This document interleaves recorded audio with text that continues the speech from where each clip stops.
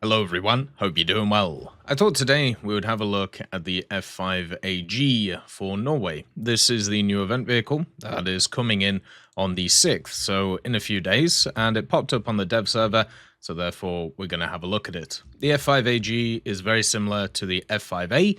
It's just going to have access to a few different things.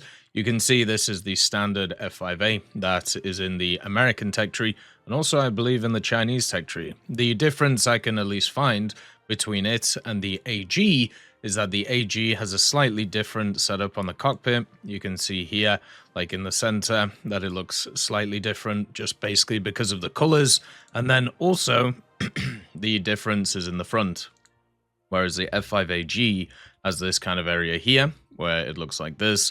And then the F-5A is just more of just like a straight data towards this. So there is definitely very small differences between them, but nothing massive in terms of at least the way that they look. The big difference between them is the weaponry they're going to get access to, and this is where it kind of gets interesting, okay? So the F-5AG, the dev blog for it, or at least for the event, was changed multiple times, and even in the files, it has been changed multiple times. So what you'll see here when it comes to the weaponry might not exactly be what happens with the vehicle going forward. This is very much a state of flux vehicle, just to kind of let you know. So, for example, this vehicle, when it first appeared on the dev server, was a rank 7, battery rating 11.3 in air and 10.3 in ground vehicle.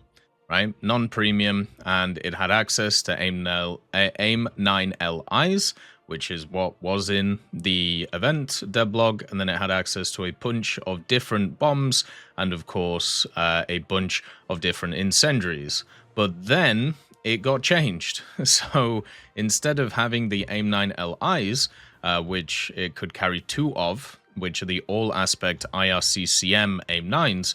Instead, what it now has is the standard AIM-9Ls. So still the good old the missiles, which are all-aspect missiles, but they lose the IRCCM. And its BR got changed from 11.3 to 11.0. So they completely changed what this vehicle would be in an offensive capacity. Also, at the same time, when it came to ground RB, it moved to 10.7 instead of 10.3. So you can see that this thing very much is in flux, and the major parts about it is it does at least have access to the AIM-9Ls that we know of. Right now, it doesn't get access to any other air-to-air missiles, so it will get 2 stock AIM-9Ls, but that will be its full kind of air loadouts. You have the 20mm in the front, and then also you have these on the side. Talking about other weapons that this will get access to, you get a lot of things which are pretty similar in terms of the other F-5A. So, for example, you get the dumb bombs all the way up to a 2,000 pounder, which is mounted on this central pylon here. And then also you get some incendiaries, so if people kind of want to grind out and hit bases with it, which would be kind of sad to see, but, you know, people will do what they do. And then also it gets 1,000 pounders, 500 pounders, some Mighty Mouse rockets, and also some Zunis. And then the big thing that it gets access to is the Penguin missile. Now, the Penguin missile is actually also in the files too, so I thought I would show you it. This is what it looks like. It's kind of a beauty in general.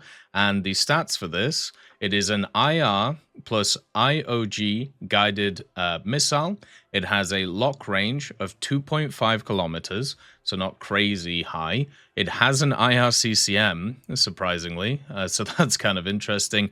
It has a TNT equivalent of 58 kilos, so this is a big warhead, and then also has composition H6 as its explosive type.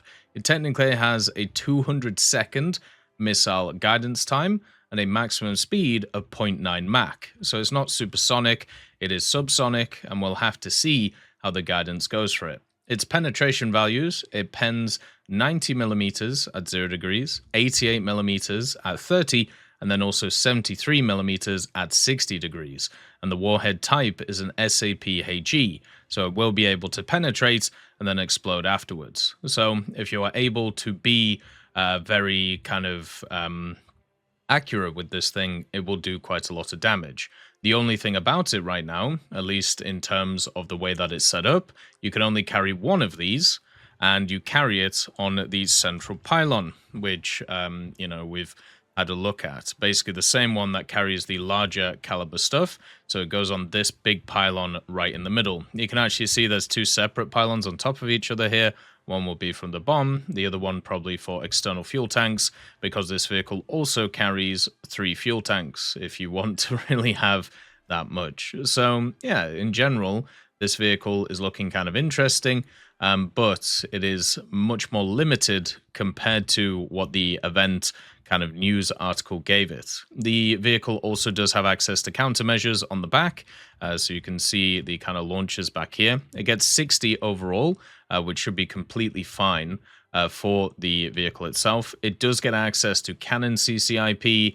It also gets the rocket CCIP and also bombs CCIP and RP. So you can be very accurate even with the dumb munitions that this vehicle has. The RWR, it has access to is the ANALR 46V3, which I believe is a improvement over the other RWR that exists on the vehicle. At the same time, it also does have its fully modeled cockpit, which I don't think is too different from the standard F5s that we've seen about the place. So at least you have those two. With the guns, it has 2 of them, and they are the 20mm M39A3s. These have 560 rounds of ammunition, so plenty of ammunition to be able to dogfight with. And at the end of the day, that's what this vehicle is. It's a dogfighter with access to some weird CAS munitions.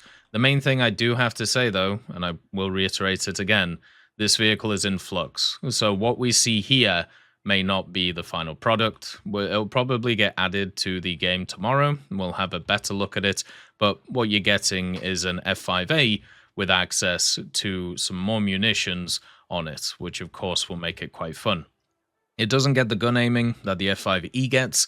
That is not something that's around, but it does at least get some quite nice things in terms of the vehicle. And hopefully, people will enjoy this. It's part of the Norwegian part of the Swedish tech tree.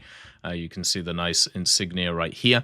And it will be, of course, an event vehicle, so it won't get any premium bonuses, but at least it'll flesh out that area of the tech tree at rank 7 for them. The other thing that this F-5AG gets, which is quite nice, is it gets access to bullpups. So you can carry 4 AGM-12Bs.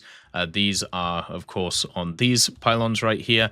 So you will get access to bullpups too, which I'm not sure the standard F5 gets access to. I know the E does, but I'm not sure about the others. So here's a quick look on the vehicle. Once it's added to the actual live server, we'll have a more in-depth one. But right now, it's looking pretty good. As always, I hope you have a wonderful day, and I'll see you next time.